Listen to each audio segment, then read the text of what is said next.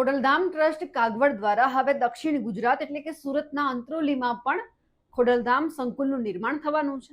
પણ આ બધાની વચ્ચે વાત એવી વહેતી થઈ કે સુરતની અંદર હજુ એક ખોડલધામ બનવાનું છે. આસ્થાનું જે આ પ્રતીક છે એ ક્યાં ખોડલધામ માટે કહેવામાં આવે છે કે ખોડલધામ આસ્થાનું પ્રતીક છે, અહીંયા સંપ છે. પણ જ્યારે બે ખોડલધામની વાત આવી ત્યારે બધા જ લોકોએ પ્રતિક્રિયા આપી અને કહેવા લાગ્યા કે અહીંયા એકતાનું પ્રતીક છે તો પછી ભાગલા કેમ. નમસ્કાર, આપ જોઈ રહ્યા છો નિર્ભય ન્યૂઝ અને હું છું આપની સાથે રિદ્ધિ. સુરતની અંદર આજે નરેશ પટેલ છે, એમના દ્વારા 40 વીઘા જમીન છે એ ઉપર જ્યારે ખોડલધામ સંકુલનું નિર્માણ થવાનું છે તેમને લઈને વાત સામે આવી અને પ્રેસ કોન્ફરન્સ કરી. પણ આ બધાની વચ્ચે એક મુકેશ પટેલનું નામ પણ ચર્ચામાં આવ્યું અને કહેવામાં આવ્યું કે મુકેશ પટેલ પણ સુરતની અંદર બીજું ખોડલધામ બનાવવાના છે. હવે એ જ બાબતે જે પૂર્વ ધારાસભ્ય છે અને હાલ ઉદ્યોગપતિ છે એવા ધીરુ ગજેરા છે તે મેદાનમાં આવ્યા અને એમને સીધો જ સવાલ કર્યો કે જે લેઉવા પાટીદાર સમાજનું આસ્થાનું કેન્દ્ર છે એમાં ક્યાંય ભાગલા ન પડવા જોઈએ.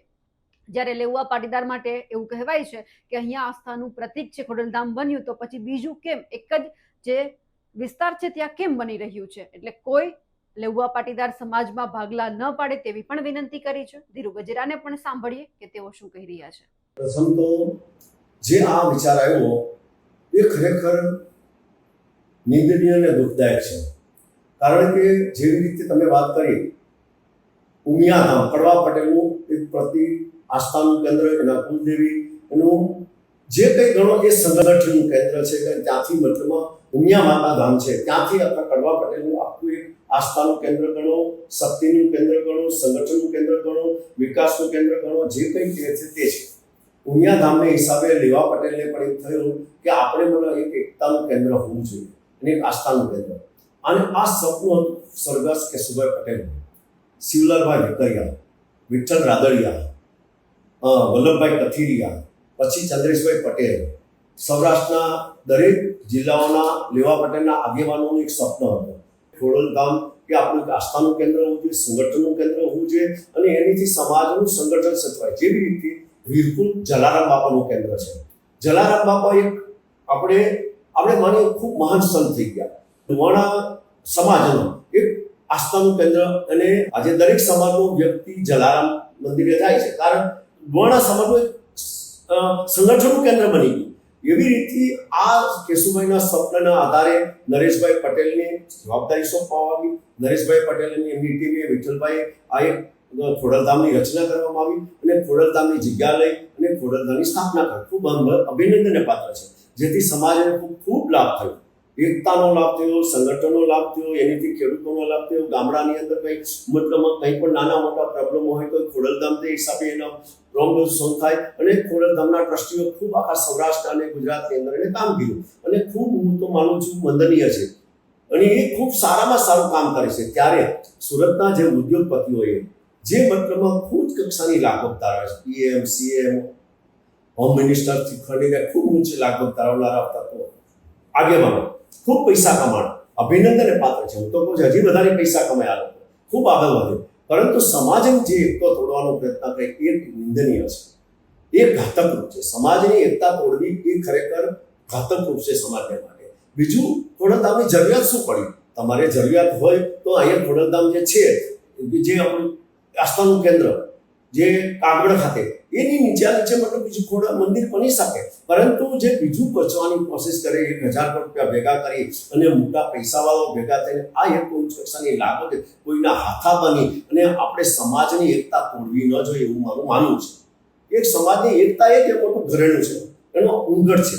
કારણ કે આપણે જોઈએ છે સમાજની એકતા સ્થાપક કેશુભાઈ ટાઈમમાં એ લાડવો કર્યો. શું થયું એ મારે નથી કેવું, બધા સમાજના લોકો જાણે છે.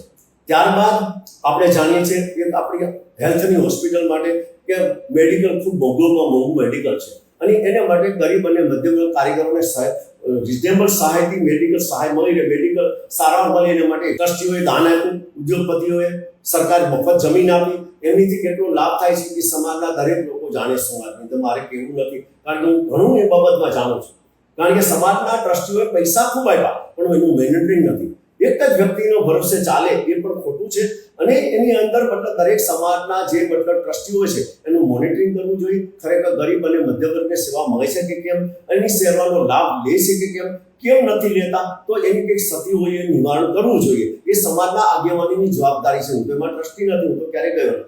એવી જ રીતે એક હીરા બુશ બન્યું કે ડાયમંડના વિકાસ માટે હીરા બુશ મળે. સરકારે મતલબ 13,000ના ભાવથી મતલબ બુકિંગ થયું કે નહોતી. હું વાત સાંભળું ત્યાં સુધી 20,000ના ભાવથી 21,000ના ભાવથી સ્ક્વેર ફૂટ જગ્યા મળે વેપારીઓને મળે. અને એ આરસીસી ખાલી ફોકું જ, ટાઇલ્સ પણ નહીં નાખી દેવી, દરવાજો પણ નહીં, બધું જ તમારી જાતે કરવાનું. ફ્રેમવર્ક ખાલી આવે અને ફ્રેમવર્કના લગભગ 20,000 21,000 રૂપિયાના ભાવથી. તો આ પૈસા હજારો કરોડ રૂપિયા બ્લોક થઈ ગયા. અને સરકારે ત્યાં ઓફિસ નહોતી જતી, ઓફિસો કોઈ ખોલવા તૈયાર નહોતું, તો સરકારને ત્યાં દંડાથી મતલબ ઓફિસો ચાલુ કરાવવી પડી. અને એમાં હજી 10-15% ઓફિસો 10% ચાલુ થઈ છે, 10%. બાકી 90% કદાચ હજી ખાલી. અને એ લોકો જવાય નથી, કારણ કે આજે એને કેટલો ખર્ચો કરે ત્યારે ઓફિસ બને. અને ત્યાં પાછું એને મતલબ આજના દિવસ ધંધાની પરિસ્થિતિમાં 15 કે 20 કે 22,000ના ભાવથી જેને જગ્યાઓ લીધી છે આરસીસી ફ્રેમવર્ક, એને એના પૈસા બ્લોક થઈ ગયા. અસંખ્ય ઓફિસો વેચવાલ છે, છતાં કોઈ લેનાર નથી. આ એક ધોળો હાથી પુરવાર થયું. ભલે વેપારીઓ ગમે તે કે, કારણ કે આ ઉચ્ચ કક્ષાના મોટા લાગવગ ધરાવનારાઓએ આ પ્રોજેક્ટ ઊભો કર્યો છે, એટલે આ કોઈ મોઢું ખોલવા તૈયાર નથી. પણ મનમાં તો બધે જ્યાં માં મને કોઠીમાંથી કાઢ, કોણ કાઢે?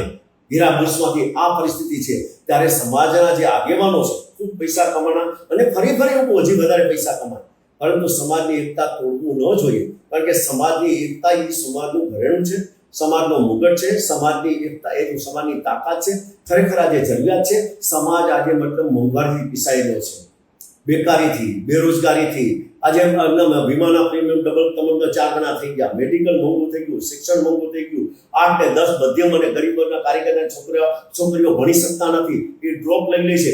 સૌથી વધારે ડ્રોપનો રેશિયો આજે સુરતની અંદર છે, કારણ કે કારીગરના દીકરીઓની ફી ભરી શકતા નથી. વિધવા બહેનોને ફીની કોઈ સહાય કરતા નથી. સરકાર માત્ર મતલબમાં જાહેરાતો કરે, પરંતુ એની કોઈ સહાય મળતી નથી. ન કરવાને કારણે આજે દરેકને તમે જુઓ, મોટરસાઇકલના પેટ્રોલ ડીઝલ મોંઘું અને આ મોંઘવારી તેમજ હેલ્મેટ.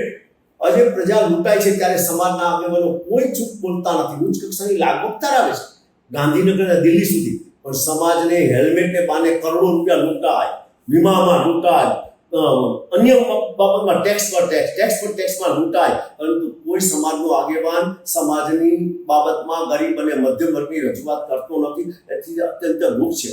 રાજકીય ભલે ગમે તેટલું હોય, કોઈ 100% ભારતીય જનતા પાર્ટીનું શાસન હોય, પરંતુ ભારતીય જનતા પાર્ટીના શાસનમાં ભારતીય જનતા પાર્ટીના નેતાઓએ આવું સપનું નહોતું જોયું. કારણ કે હું એની પેદાશ સંથી માંડી હું જાણું છું.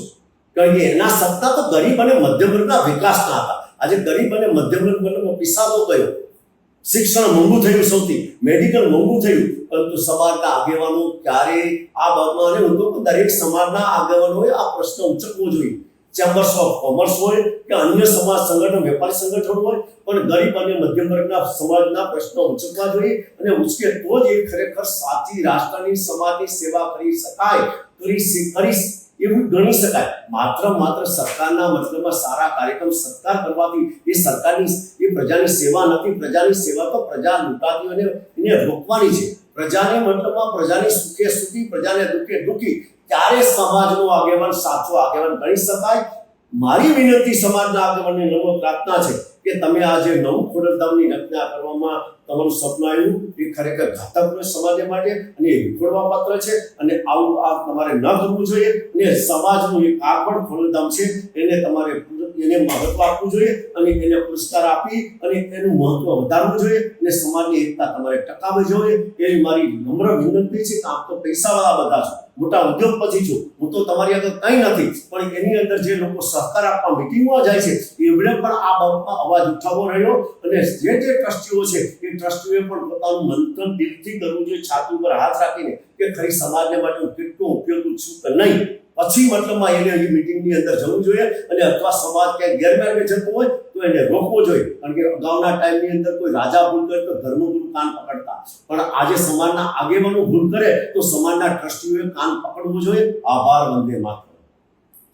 ધીરુ ગજેરાએ જે વાત કરી છે તેમને લઈ આપ શું માનો છો કમેન્ટ કરીને ચોક્કસથી જણાવજો. સાથે જ અમારી નિર્ભય ન્યૂઝ ચેનલને લાઇક, શેર અને સબસ્ક્રાઇબ કરવાનું ભૂલશો નહીં. નમસ્કાર.